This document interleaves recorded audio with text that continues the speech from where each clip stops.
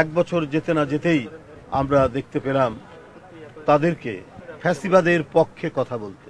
যখনই এদেশের মানুষ অধিকার হারা হয় তখনই তাদেরকে সংঘবদ্ধ ঐক্যবদ্ধ করে অত্যাচারীর শৃঙ্খল ভাঙার প্রত্যয় জেগে উঠে যার কবিতা এবং গানে তিনি কবি কাজী নজরুল ইসলাম।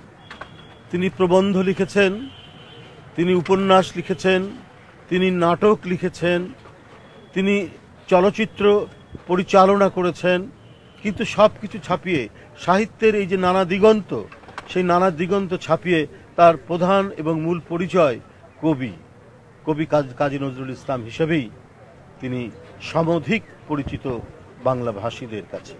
বন্ধুরা, আজকে দেখবেন যে কবি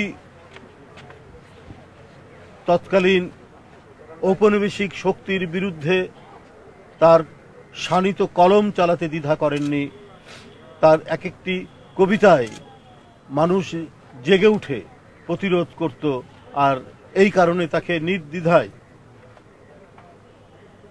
জেলে যেতে তিনি দ্বিধাবোধ করেননি তৎকালীন কায়েমি শক্তির বিরুদ্ধে প্রতিবাদ জানাতে।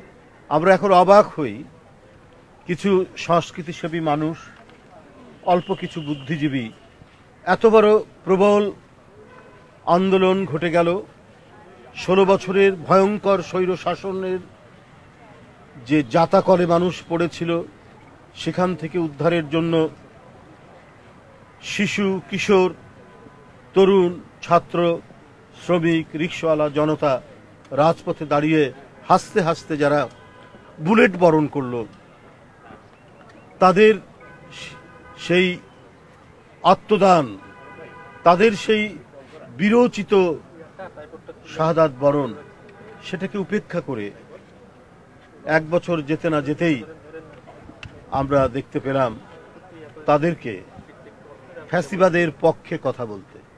কেউ ছিল সেই সময় তো ভালোই ছিলাম, কিন্তু তারা ভুলে গেছে আহাদ নামে একটি 4 বছরের শিশুকে হত্যা করতে তৎকালীন প্রধানমন্ত্রী, আওয়ামী ফ্যাসিবাদের যিনি জননী, তিনি দ্বিধা করেননি। এইভাবে অসংখ্য শিশুকে, অসংখ্য কিশোরীকে যিনি হত্যা করেছেন, তাদের পক্ষে কথা বলছেন কিছু সংস্কৃতিসেবী, পরজীবী এবং কিছু বুদ্ধিজীবীরা।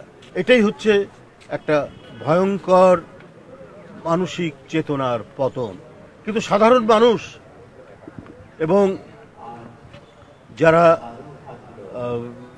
এই চিনতে পেরেছিল যে এটা ভয়ঙ্কর ফ্যাসিবাদ, সেই মানুষ এবং যারা পিষ্ট হয়েছে জাতাকলে, তাদেরকে কিন্তু আটকাতে পারেনি। আমরা তখনও দেখেছি কেউ তৎকালীন প্রধানমন্ত্রীর নোবেল প্রাইজ কেন পাচ্ছেন না এই নিয়ে আক্ষেপ করেছেন।